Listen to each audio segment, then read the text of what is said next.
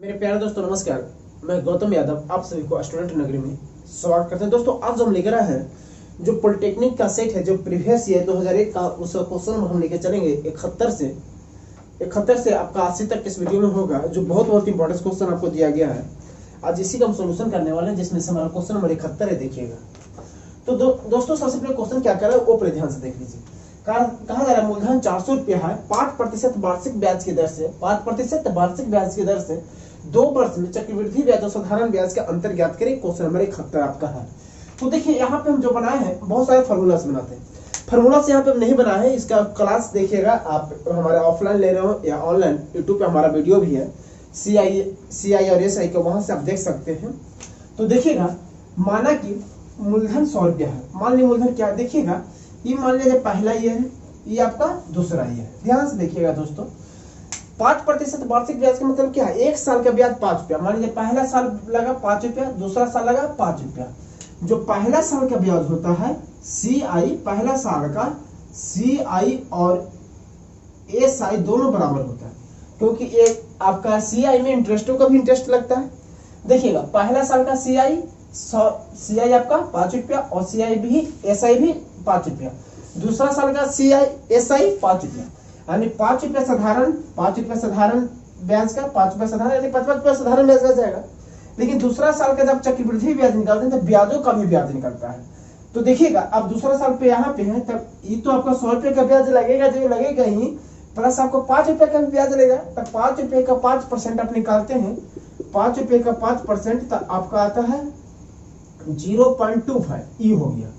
देखिएगा तो यदि आप यहाँ से यहाँ टोटल जोड़ते हैं दोस्त, ये वाला पूरा जोड़ते हैं, ये पूरा जोड़ते हैं, तो ये आपका क्या हो गया, चक्रवृद्धि ब्याज हो गया। साधारण ब्याज आपका ये वाला हुआ है, ये आपका क्या हुआ, ये आपका साधारण ब्याज हुआ, पूरा चक्रवृद्धि ब्याज हुआ। और ये जो बचा, जो क्या बचा पाया, चक्रवृद्धि ब्याज और साधारण ब्याज का अंतर बचा है।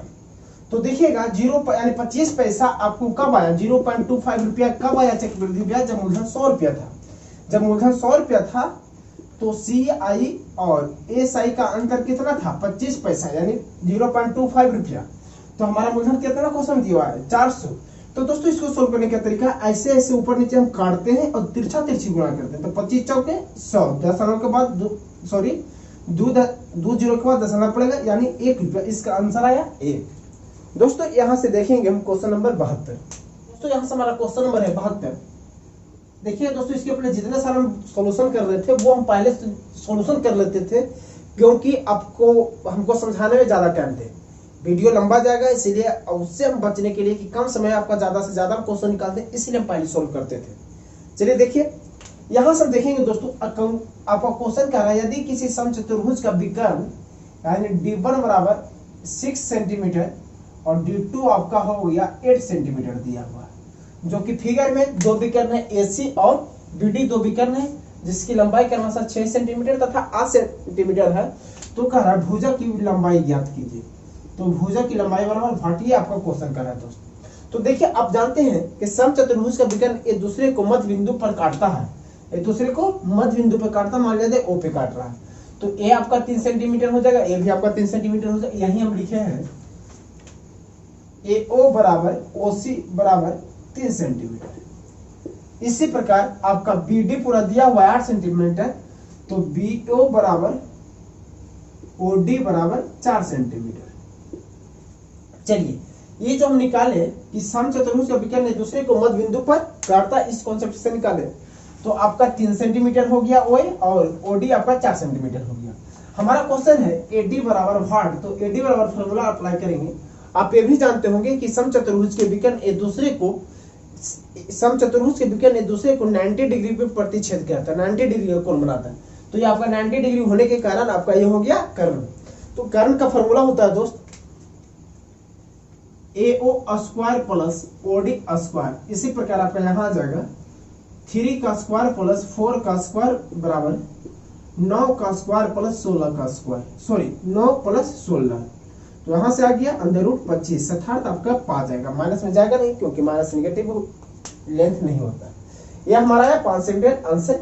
तो हमारा क्वेश्चन नंबर 73। देखिए 73 क्या कह रहा है। सबसे पहले दोस्तों इसको एलसीएम ले लेंगे, A बटा ए माइनस बी प्लस बी बटा बी माइनस से बराबर भाग। तो यहाँ से हम एलसीएम ले लेते हैं a minus b into b minus a. तो दोस्तों इससे ए आपका कैंसिल हो जाएगा, तो आपके पास बचेगा बी माइनस ए, मल्टीप्लाई कर दीजिए ए इंटू बी माइनस ए प्लस यहाँ से बी इंटू आपका बी माइनस ए से बी माइनस ए कैंसिल हो जाएगा, तो आपके पास बचेगा ए माइनस बी। दोस्तों यहाँ से आप ले सकते हैं a b minus a square plus इसको जो मल्टीप्लाई कीजिएगा तो आपका आ जाएगा a b minus b square बटा। दोस्तों यहां से क्या करते हैं, बी माइनस से इसको हम अरेंज करके लिख देते हैं, माइनस कॉमन ले लेते हैं उसे, तो ए माइनस बी और ए भी आपको बन जाएगा ए माइनस बी। तो दोस्तों यहां से देखिएगा, इसको जब फॉर्म पे ब्रेक कीजिएगा थोड़ा सा अरेंज कर लीजिए, minus a square plus minus ये आपका a b two a b हो जाएगा आपका माइनस वी स्क्वायर बटा हम यहां से निकालेंगे दोस्तों, आपका आ जाएगा इसको माइनस ए माइनस बी के होल स्क्वायर।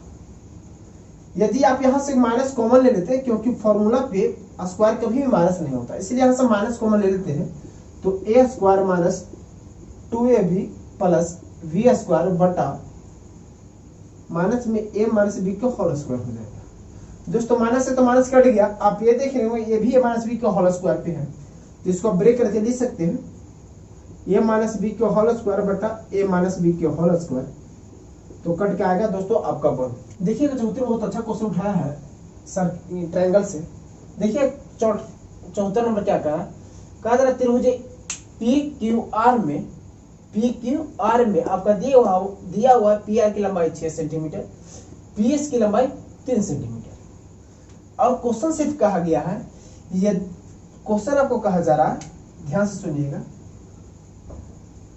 क्वेश्चन ए वाला जो 1 दिखा रहे हैं आपको, जो 1 दिखा रहे हैं और ये 1 आपका दोनों इक्वल है, यानी कहा जा रहा है क्वेश्चन में आपका दिया हुआ है पी आर एस बराबर पी क्यू आर। देखिए इसको कौन 1 नाम दिए, इसको कौन 1 नाम दिए, चलिए ठीक है। अब हम आपको दिखा रहे हैं त्रिभुज पी आर एस, क्या चीज दिखा रहे हैं, पी आर एस और त्रिभुज पी क्यू आर में। देखिएगा पी आर एस और पी क्यू आर में। आइए तो देखते हैं, सबसे पहले तो कौन आपका बराबर दिया हुआ है पी आर एस बराबर पी क्यू आर, जिसको हम एंगल 1 से डिनोट किए हैं, एंगल 1 से डिनोट किए। देखिएगा ये हमारा एंगल 1 है। आइए आगे दिखाते हैं। देखिए तो ये एंगल पी है जो दोनों त्रिभुज में कॉमन है, दोनों त्रिभुज में घनिष्ठ आपका पी है, तो लिखेंगे कोण एस पी आर बराबर कोण क्यू पी आर, ये आपका एंगल 2 हुआ।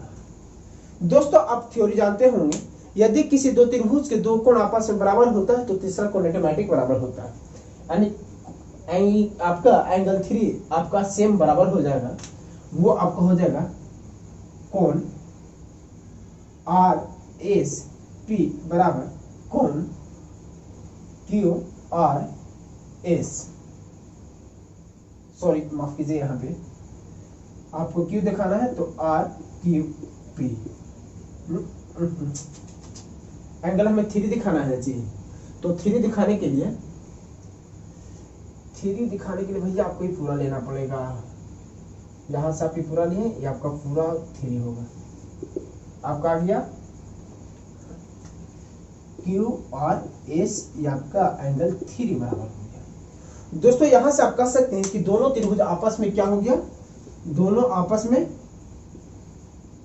में समरूप है। समरूप है क्या चीज से, एंगल से। दोस्तों आप हमारे चैनल पे या किसी और के चैनल पे या कहीं ऑफलाइन पढ़ रहे हो, वहां से आप समरूप की थ्योरी देख लीजिएगा, ये 100% समझ में आ जाएगा, उम्मीद है आपको। तो यहां से हम देखेंगे पी क्यू बट्टा, देखिएगा पी क्यू बट्टा पी आर, भुजा समानुपाती होता पी क्यू बट्टा पी आर, बढ़ेंगे पी क्यू बट्टा पी आर होगा पी आर बट्टा पी एस का, पी क्यू बट्टा पी आर बराबर होगा पी आर बट्टा पी एस का। यहां से मान निकालेंगे किसका, पी क्यू का मान दिया हुआ नहीं, सॉरी पी क्यू का तो निकालने के लिए दे रहा है, पी क्यू लिखते, पी आर का मान दिया हुआ है 6, यहां से बराबर कर देंगे हम 6 और यहां से बराबर हो जाएगा 3, तो 3 दूनी 6, इसीलिए पी क्यू बराबर आपका आ गया 12 सेंटीमीटर। दोस्तों उम्मीद करते हैं आपको समझ में आ रहा है। यदि यहाँ पे आपको परेशानी हो रही है समझने में एंगल वाई एंगल से कैसे किए, तो आप हमारे या किन्हीं और का वीडियो समरूप का एक बार जरूर देख लीजिए, 100% आपका कॉन्सेप्ट क्लियर हो जाएगा। जो कह रहा है किसी त्रिभुज के माध्यिका है, तो यहाँ आपका चर्चा हुआ माध्यिकाएं का, माध्यिका। तो आइए जानते हैं माध्यिका किसको कहते हैं, पहले ये समझते हैं। यदि किसी त्रिभुज के शीर्ष से सामने वाली भुजा, यदि हम यहाँ से चलते हैं, यदि किसी त्रिभुज के शीर्ष से सामने वाली भुजा मान लिया जाए ए है, वहां यहाँ बी मान लिया, यहाँ सी मान लिया, तो हम ए से चलते हैं तो सामने वाली भुजा आपका बी सी है। यदि किसी त्रिभुज के शीर्ष से सामने वाली भुजा के मध्य बिंदु, सबसे पहले यहाँ से मध्य बिंदु चूज करना होगा। मध्य बिंदु को मिलाने वाली रेखा को माध्यिका कहते हैं, मिलाने वाली रेखा को माध्यिका कहते हैं। ये आपका माध्यिका 1 हो गया।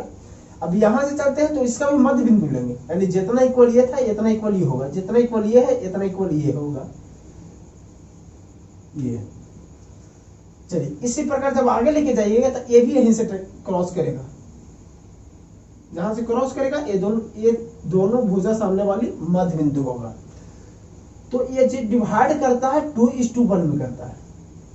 यहां पे नाम दे देते ई एफ जी। अब सवाल होता है 2 है 1 है, अब 2:1 पढ़ रहे हैं, हम इसको 1:2 क्यों नहीं पढ़े? तो सुन लीजिए, इसको आप नीचे से नहीं पढ़ सकते, ये गलत है, क्योंकि जो पढ़ा जाता है वो शीर्ष साइड से पढ़ा जाता है। कहां से पढ़ा जाता है? वर्टेक्स की तरफ, जहां से आपका शीर्ष है, मेन त्रिभुज का शीर्ष है, वहां से पढ़ा जाता है, मध्य बिंदु से नहीं पढ़ा जाता है। तो इसका हमारा आंसर हुआ 75 का। दोस्तों 75 का हमारा ऑप्शन हुआ 1। चलिए बढ़ते हैं आगे। यहां से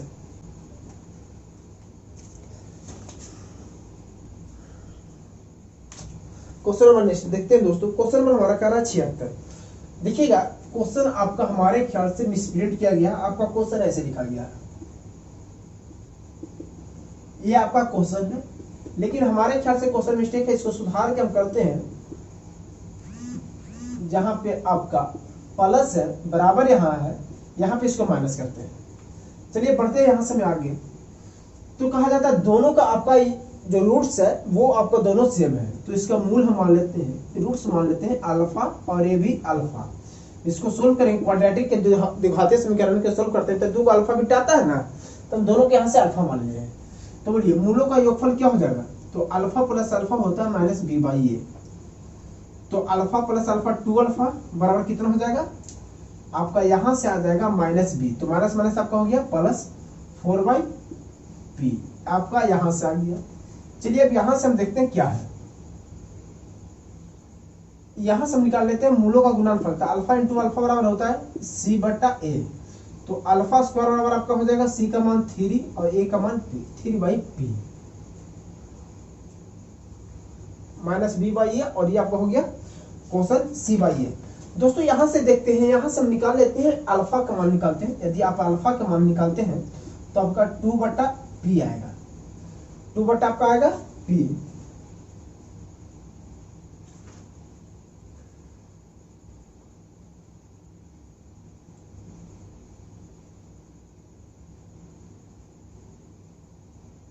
अल्फा का मान आपका आएगा 2/p।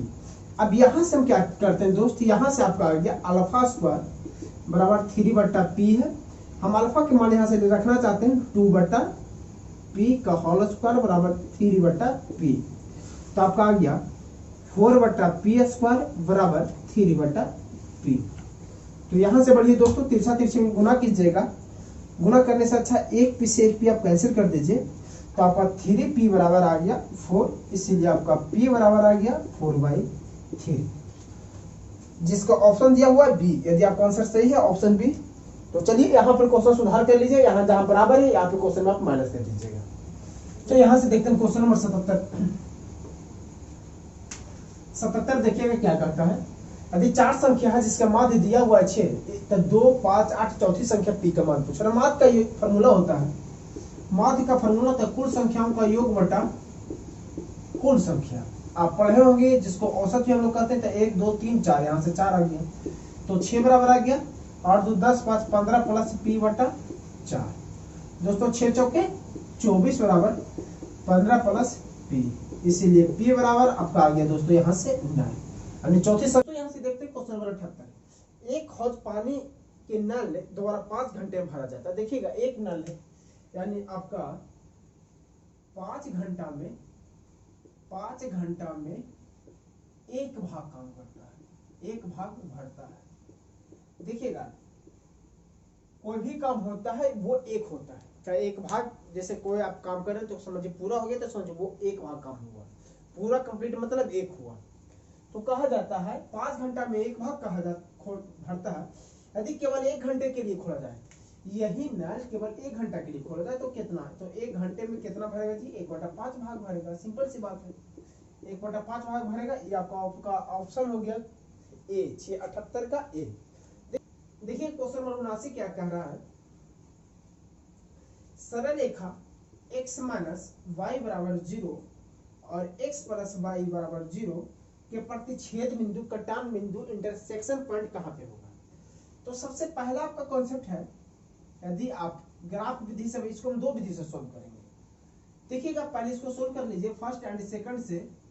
जब इसको सोल्व कीजिएगा तो x का मान 0 आएगा और y का भी मान 0 आएगा, क्योंकि दो संख्या को जोड़ेंगे आपका 0 तभी संभव है और दोनों एक पॉजिटिव नेगेटिव तभी संभव है जब 0 होगा। देखिएगा जोड़िएगा तो 0 से 0 y से y कैंसिल हो जाएगा, तो 2x बराबर 0, इसीलिए x बराबर 0।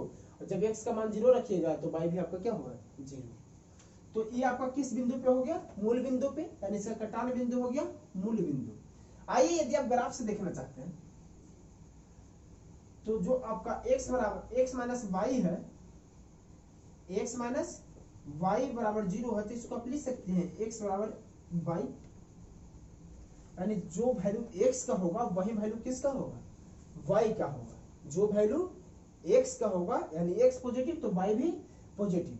तो इसका ग्राफ होगा दोस्तों ऐसे, आपको ग्राफ वाला चैप्टर में सर पढ़ा हूँ या हमारे वीडियो पे भी अवेलेबल है, वहां आप जाके देख सकते हैं। ये ग्राफ हो गया x बराबर वाई का और ये ग्राफ हो गया आपका x माइनस वाई का। यहां से तो देखिएगा ग्राफ के माध्यम से बहुत आसानी से बना सकते हैं कि 0 0 पे कटा। यदि ग्राफ वाला समझ में आया तो सही है, नहीं तो आप हल करके भी आप निकाल सकते हैं। दोस्तों चलिए अब देखते हैं अगले वीडियो में।